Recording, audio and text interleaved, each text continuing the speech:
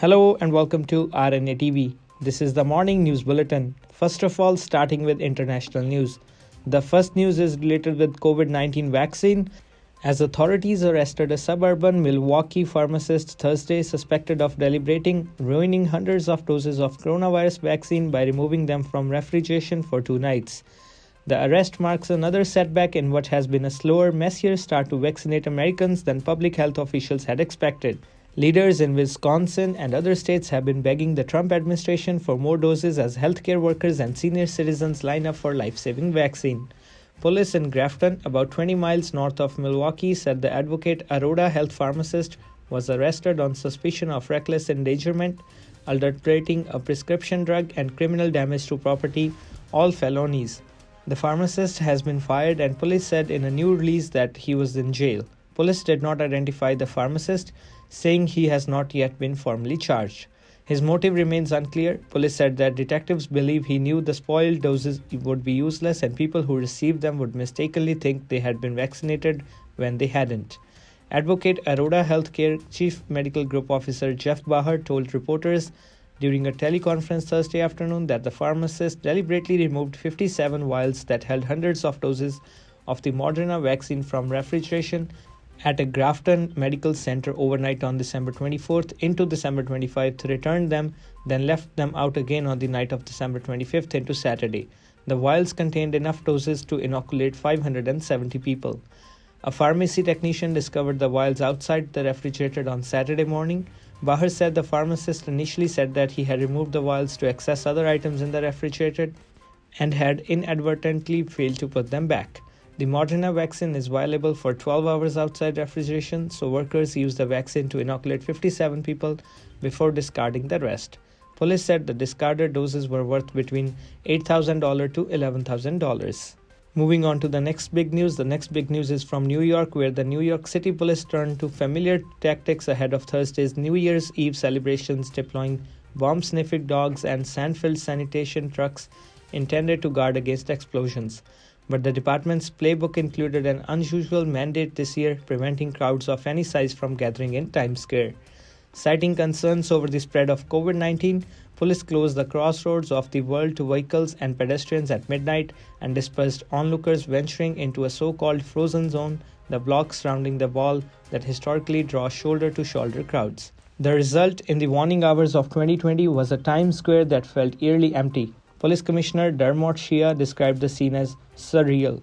"It makes me a little bit sad," said Cole Zeiser, who recently moved to New York City. "It's just not going to be what we wanted, what everyone dreams about in New York." The coronavirus has upended public life for months, and New Year's Eve will be no different. This year, police said revelers headed to Times Square won't be permitted past police lines. "If you think you are going to be able to stand there and watch the ball, you are mistaken," Chief of the Department Terence Mohanan said, referring to the glittering crystal ball that descends down a flagpole in Times Square each New Year's Eve to mark the stroke of midnight. Still, Mayor Bill de Blasio vowed it's going to be a joyous night if ever there was one. Goodbye 2020. Here comes something better, 2021. The next big news is from North Korea, where North Korean leader Kim Jong-un thanked the public for their trust and support in the difficult times and wished them happiness and good health in the first New Year's Day cards sent to his people. He usually gives a televised speech on January 1st, but he is widely expected to skip the speech this year since he will address the country's first ruling party Congress in 5 years sometime in early January. "I will work hard to bring earlier the new era in which the ideals and desires of our people will come true," Kim said in his letter, according to the Korean Central News Agency. "I offer thanks to the people for having invariably trusted and supported our party even in the difficult times," he said. "I sincerely wish all the families across the country greater happiness and beloved people good health." North Korea is one of the world's most cloistered countries, and it's virtually impossible to independently confirm whether its 25 million people received Kim's cards. The cards reportedly were the first a leader sent to North Koreans since 1995. Kim, who succeeded his father as North Korean leader in 2011, is facing the toughest challenges of his 9-year rule due to the pandemic, several natural disasters last summer, and the stalemate over US-led sanctions and his nuclear weapons program. Kim will likely use the Workers' Party Congress as a venue to muster a stronger unity and lay out new development goals for the next few years, experts believe. Moving on to the national news, Prime Minister Narendra Modi will on Friday lay the foundation stone of the lighthouse projects under the Global Housing Technology Challenge India via video conferencing across 6 states. The virtual event will take place at 11 a.m. The PM Modi made the announcement on Twitter. On the first day of 2021, will be taking part in a program aimed at transforming India's urban landscape. Will lay the foundation stone of lighthouse projects and distribute PMAY and Asha India awards, he tweeted.